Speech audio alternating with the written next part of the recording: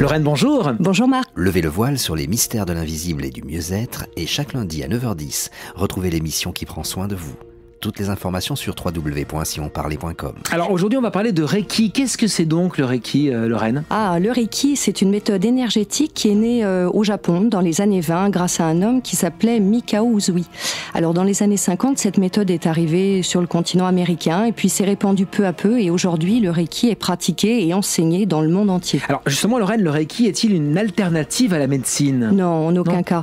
Il ne s'agit pas d'une alternative à la médecine allopathique, il faut bien le comprendre, mais beaucoup plus d'un complément. D'ailleurs, il y a déjà beaucoup de pays qui l'ont compris parce que depuis de nombreuses années, il y a déjà de plus en plus d'hôpitaux qui travaillent main dans la main avec les praticiens de Reiki.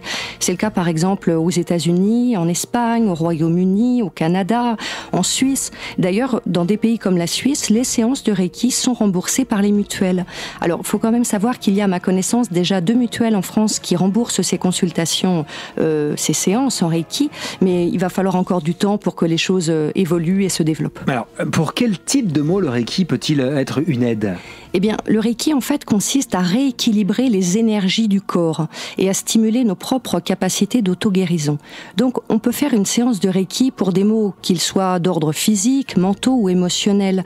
Le Reiki peut vraiment être une aide pour des maux comme le stress, la fatigue, l'insomnie, mais aussi des problèmes de maladies de peau, de mal de dos.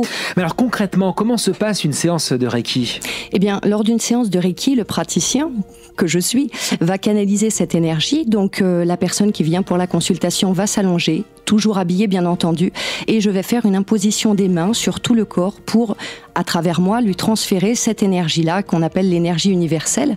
Et cette personne va ainsi pouvoir recevoir tous ses bienfaits et le rééquilibrage de ces différents maux va pouvoir s'opérer de cette manière. Alors Lorraine, est-ce que c'est une méthode accessible à tout le monde ou y a-t-il des contre-indications ? Aucune contre-indication, non. Le Reiki est vraiment accessible à tout le monde, quel que soit son sexe, son âge, sa religion.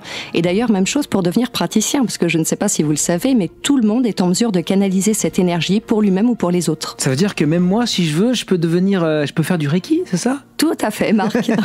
Il suffit de recevoir des initiations au cours d'un stage organisé par un maître enseignant de Reiki qui a reçu lui-même ses attestations en bonne et due forme. Et je le dis pour les auditeurs, où que vous soyez, vous en avez certainement un près de chez vous. Chaque lundi à 9h10, découvrez les clés de votre mieux-être avec Lorraine Baldassara. Toutes les informations et les podcasts sur www.sionparler.com.